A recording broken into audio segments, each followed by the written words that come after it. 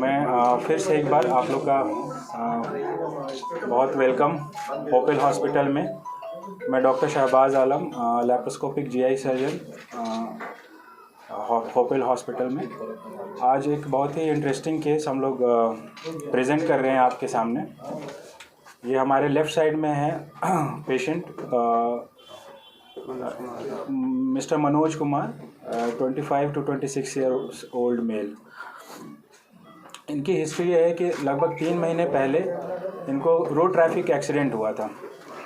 Road traffic accident हुआ, काफ़ी serious accident हुआ था और इनके चेस्ट में और एब्डोमेन में, लेफ़्ट साइड में इनको काफ़ी गहरी चोट लगी थी। तो ये हज़ारीबाग के आसपास के रहने वाले हैं। वहीं किसी हॉस्पिटल में ये गए थे और इनको एडमिट कराया गया। वहाँ पे 3-4 से 5 दिन वहाँ पे मेडिसिन वगैरह दिया गया और ट्रीटमेंट हो करके ये घर डिस्चार्ज चले गए थे। फिर उसके बाद ये बिल्कुल ठीक थे, 2-3 महीना निकल गया। बट इनको इधर 3 महीने के बाद, यानी अभी से 3-4-5 दिन पहले अचानक से पेट में बहुत तेज़ दर्द हुआ इनको, लेफ़्ट साइड में। फिर वो लेफ़्ट पेट अपर एब्डोमेन से पेन होते हुए फिर पूरे एब्डोमेन में उनको स्प्रेड किया वो पेन। तो ये फिर वहीं हज़ारीबाग में ही किसी हॉस्पिटल में 4 दिन एडमिट रहे हैं। हाँ, 4 दिन एडमिट रहे हैं वहाँ पे, 3-4 दिन। तो कुछ खास वहाँ पे ट्रीटमेंट से इनको फ़ायदा नहीं मिला। उसके बाद ये हमारे पास रांची में आए। यहाँ पे CT स्कैन हुआ इनका पेट के दर्द को समझने के लिए, क्योंकि अल्ट्रासाउंड पे कुछ खास पता नहीं चल पा रहा था। और इनकी ख़ास बात ये भी थी कि पेट में दर्द के साथ साथ धीरे धीरे इनका पेट भी फूल रहा था और जो डेली का जो स्टूल पास करने का जो नॉर्मल शेड्यूल है वो नहीं हो पा रहा था और वॉमिटिंग भी डेवलप हो गया था। तो हमने जब CT स्कैन कराया तो बहुत ही इंटरेस्टिंग उसमें फाइंडिंग आया, सर्जिकल प्रॉब्लम। उसमें फाइंडिंग ये आई कि लेफ़्ट साइड का जो झिल्ली होती है, जिसको डायफ्राम कहते हैं, वो उसमें चोट जो 3 महीने पहले चोट हुआ था उस समय वो झिल्ली फट गई थी। ठीक है, डायफ्राम एक झिल्ली होती है, मेम्ब्रेन होता है, पार्टीशन वाल कह लीजिए उसको, जो एक तरफ छाती को डिवाइड करता है, दूसरी तरफ एब्डोमेन होता है, यानी चेस्ट में जिसमें लंग्स और हार्ट होते हैं ये वाला हिस्सा, और बीच में पार्टीशन होता है डायफ्राम का, और फिर नीचे एब्डोमेन होता है जहाँ पे इंटेस्टाइन और बाकी चीज़ें लीवर उवर होती हैं। तो लेफ़्ट डायफ्राम में इनको उसी समय चोट लगा था जो उस समय डिटेक्ट नहीं हो पाया और ये उसकी वजह से कोई दिक्कत नहीं हुआ। लेकिन जब उस छेद में से इनकी क्या हुई कि जो बड़ी आंत थी वो चली गई ऊपर, ट्रांसवर्स करके बड़ी आंत का बहुत बड़ा पोर्शन छाती में चला गया और उससे अटैच जितने भी स्ट्रक्चर, मोमेंटम, फैट, ये सब होता है वो सब उसमें चला गया और लेफ़्ट साइड का इनका जो फेफड़ा है वो सिकुड़ गया। ठीक है, तो उससे क्या हुआ कि जब इंटेस्टाइन जब अंदर गई ऊपर में तो वो रुकावट करने लगी। ठीक है, इंटेस्टाइन का एक लूप अंदर चला गया और वो ऐसे टाइट हो गया। तो उससे क्या हुआ कि आंतों का रुकावट पैदा होने लगा और पेन होने लगा और पेट फूलना और गैस का पास नहीं होना, लैट्रिन का नहीं होना, ये सारी प्रॉब्लम शुरू हो गई। तो इसको कहते हैं ट्रॉमेटिक डायफ्राग्मेटिक हर्निया। ये बहुत रेयर चीज़ है, it's not a common surgical problem, ये रेयर प्रॉब्लम है। कुछ लोगों को, बहुत सारे पेशेंट्स में से कुछ लोग को चोट इस तरह से लगता है तो डायफ्राम इंजरी होती है। और डायफ्राम की इंजरी एक्चुअली बहुत वेल प्रोटेक्टेड डायफ्राम एरिया होता है, इसलिए वहाँ तक चोट जनरली नहीं पहुँचता है। जब गहरा चोट होता है तभी जाकर के डायफ्राम में इंजरी होती है और उसमें छेद हो जाता है, टूट जाता है। तो इनको वो इंजरी के साथ साथ हर्निया डेवलप हो गया। अब इनके साथ प्रॉब्लम ये था कि वो 3-4 दिन से था, तो इसमें एक रिस्क ये रहता है कि जो हिस्सा फंस जाता है ऊपर चला जाता है थोरैक्स में, वो मतलब गैंग्रीन बनने का उसमें टेंडेंसी डेवलप हो जाए। तो वो इसलिए कि आप लोगों को सबको पता है कि शरीर का जितना भी अंग है वो जीवित रहता है ब्लड सप्लाई के ऊपर। खून के दौरान से खाना पानी जाता है और वो जीवित रहता है। अगर हम इस हाथ के ब्लड वेसल सप्लाई को कट ऑफ कर देंगे तो हाथ मेरा सड़ जाएगा, विदिन 6 आवर्स इस्कीमिया डेवलप हो जाएगा। तो ये एक बहुत बड़ा खतरा था, क्योंकि अगर हाथ सड़ जाता तो बहुत ज़्यादा क्रिटिकल मामला हो जाता। तो उसी को बचाने के लिए हमने इनको सजेस्ट किया कि इसको ऑपरेशन जल्द से जल्द कराना होगा, क्योंकि CT स्कैन पे जनरली ये नहीं पता चल पाता है कि हाथ सड़ा है कि नहीं सड़ा, बस जो फाइंडिंग है वो बताते हैं। तो इनको हम लोगों ने रात में आए थे हमारे पास 10 बजे, तो हमने एडमिट किया, मेडिसिन वगैरह शुरू किया और नेक्स्ट डे इनको ऑपरेट किया। दूसरा इसमें इम्पॉर्टेंट बात यह है कि एक तो पहला ख़ास बात यह है कि ये बहुत ही रेयर बीमारी है, ठीक है। जनरली लोगों को नहीं होता है, बहुत कम लोगों को ऐसी परिस्थिति आती है कि डायफ्राम में इंजरी हो जाता है और इस तरह की परिस्थिति है। दूसरा इसका सर्जरी पार्ट जो है वो भी थोड़ा क्रिटिकल होता है, एडवांस सर्जरी में आ जाता है और तब और ज़्यादा आ जाता है जब इसको लैप्रोस्कोपी से करना हो।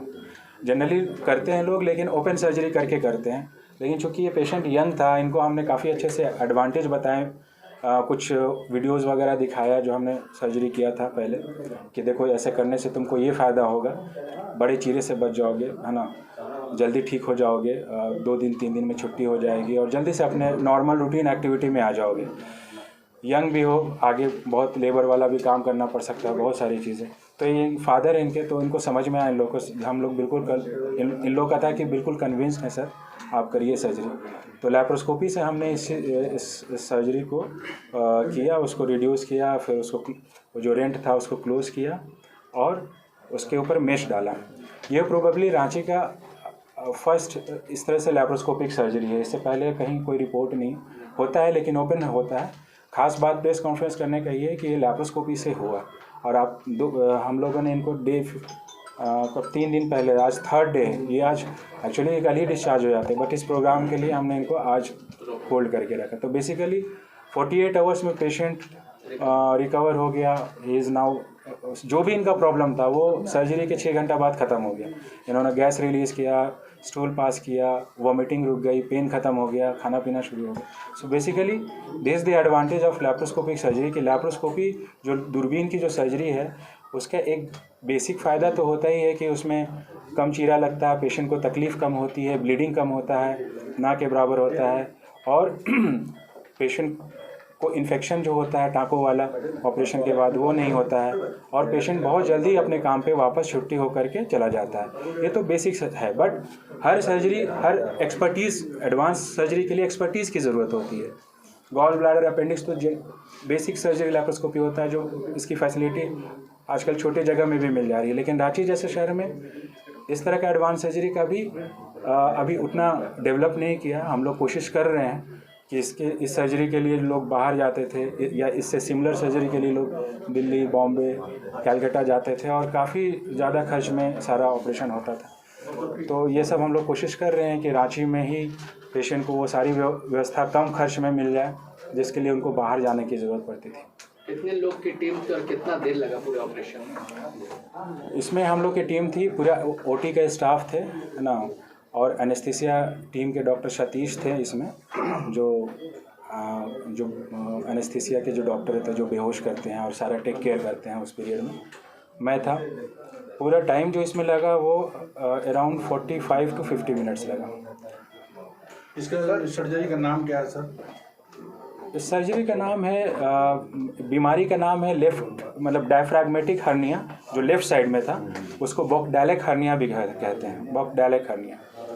ठीक सर, आप रेयर केस बता रहे हैं, इस केस को डायफ्राम इंजरी जो आप बता रहे हैं, तो ऐसे केसेस पूरी मतलब आपने स्टडीज किया होगा, कितने % आए और कितने में सफलता मिली है? मेरा अपना एक्सपीरियंस पूरे वर्ल्ड की बात करें बहुत रेयर है, परसेंटेज वाइज तो नहीं कह सकते हैं। जितने भी ट्रॉमा होता है तो ट्रॉमा में ट्रॉमेटिक जितनी भी इंजरी होती है एब्डोमिनल, उसमें diaphragm injury is very less reported, like 1 to 2%, 3% बस। जनरली जब ट्रॉमा होता है तो जो एक्सपोज्ड ऑर्गन होता है, जो सामने पड़ा हुआ ऑर्गन होता है, जैसे बावेल हो गया, इंटेस्टाइन हो गया, लीवर हो गया, स्प्लीन हो गया, इस सब की इंजरी ज़्यादा होती है। लेकिन डायफ्राम चूँकि ऐसा उसका लोकेशन है कि वहाँ तक इम्पैक्ट जो है ट्रॉमा का वो बहुत ही बाद में पहुँचता है, समझ रहे ना, तो इसलिए वहाँ पे इंजरी कम होती है। ट्रॉमेटिक हर्निया बोलते हैं, ट्रॉमेटिक डायफ्राग्मेटिक हर्निया है, ठीक है, डायफ्रामेटिक हर्निया, और ब्रैकेट में बॉक्डेलिक हर्निया, स्पेशल इसका नाम दिया गया Bochdalek hernia, BOCKDALEK, Bochdalek hernia. Laparoscopic GI surgery consultant in Hopel hospital. आज एक बहुत ही रेयर और स्पेशल केस सर्जिकल प्रॉब्लम जो हमारे पास आया उसको हम डिस्कस करने के लिए यहाँ पे इकट्ठा हुए हैं। हमारे लेफ़्ट साइड में मिस्टर मनोज कुमार 25-26 साल के हैं। इनको आज से 3-4 महीने पहले चोट लगी थी, रोड ट्रैफिक एक्सीडेंट हुआ था। उसमें ये हज़ारीबाग के रहने वाले हैं, तो वहीं पे किसी हॉस्पिटल में एडमिट हुए। 3-4 दिन ट्रीटमेंट चला और ये ठीक हो गए। लेकिन अभी 4-5 दिन पहले से इनको पेट में दर्द उठा, पेट फूलने लगा, वॉमिटिंग होने लगी और गैस वैस रिलीज़ नहीं होने लगा। तो इन्होंने वहाँ के लोकल डॉक्टर हॉस्पिटल में कंसल्ट किया। 3-4 दिन वहाँ पे रखा गया और बट मेडिसिन से कोई ख़ास फ़ायदा नहीं हुआ। और सीटी स्कैन हुआ उनका, तो सीटी स्कैन ये हमारे पास सीटी स्कैन लेके आए थे बेसिकली। तो उसमें जो डायग्नोसिस थी वो था कि जो डायफ्राम होता है, जो एब्डोमेन और थोरैक्स चेस्ट को डिवाइड करता है, एक मेम्ब्रेन होती है, उसमें इनको चोट लग गया। और ये चोट जब पिछले 3 महीना पहले जो इनको चोट लगा था, प्रोबेबली उसी की वजह से उसमें चोट लग के उसमें एक छेद हो गया था, जो उस समय कुछ प्रॉब्लम नहीं किया। लेकिन अभी प्रॉब्लम उसकी वजह से हुई, जिसकी वजह से अभी इनको ये सारी जो मैंने बताया कि पेट में दर्द होना, ये सारा होने लगा। तो सीटी स्कैन में ये बताया गया कि उसमें चोट लगी है डायफ्राम में, और जो बड़ी आंत होती है वो उस छेद में से, पेट में से निकल करके थोरैक्स में, चेस्ट में चला गया है। और उसके साथ और भी जो ओमेंटम फैट वगैरह होता है, वो सारी चीज़ें, जिसकी वजह से पेशेंट को आंतों का रुकावट वाला फीचर्स डेवलप हुआ और उनको परेशानी हुई। तो इनको हम लोगों ने देखा और ये बहुत ही रेयर प्रॉब्लम है, तो हमने इसको एडमिट किया और सर्जरी रात में एडमिट किया और नेक्स्ट डे इनको लैप्रोस्कोपी के थ्रू सर्जरी की गई।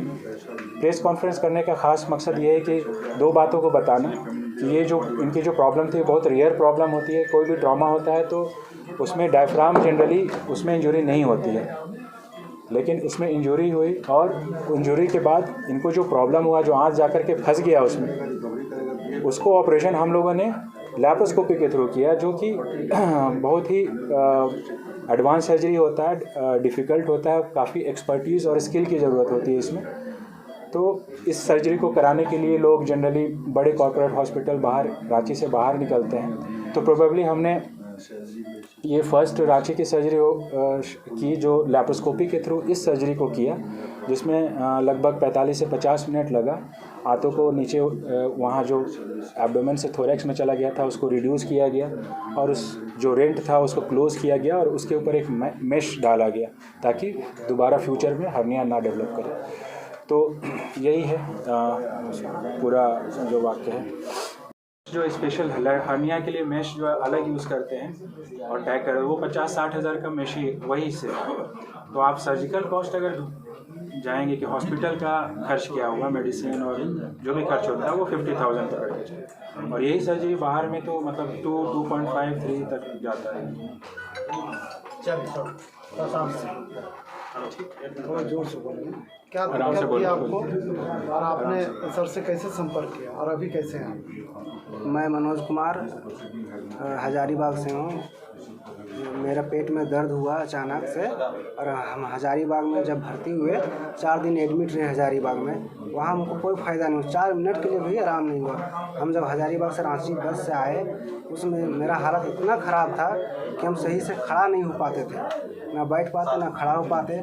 सर से जब मिले, सर हमको बताए, सर हमको वीडियो दिखाए, मेरे गार्जियन को बताए इस बारे में, बोले कि जल्दी से जल्दी इसको सर्जरी कराना। ऑपरेशन के बाद आप कैसा फील कर रहे हैं? ऑपरेशन के बाद हमको बहुत अच्छा लग रहा है, एकदम नॉर्मल पहले जैसा लग रहा है, इतना अच्छा लग रहा है आप कह नहीं सकते। क्या मैसेज देना चाहेंगे लोगों को? हम लोगों से यही कहेंगे कि जिनको भी किसी भी तरह का पेट में प्रॉब्लम है, तो डॉक्टर शहबाज आलम से एक बार ज़रूर मिलें और अपना राय लें। अपना नाम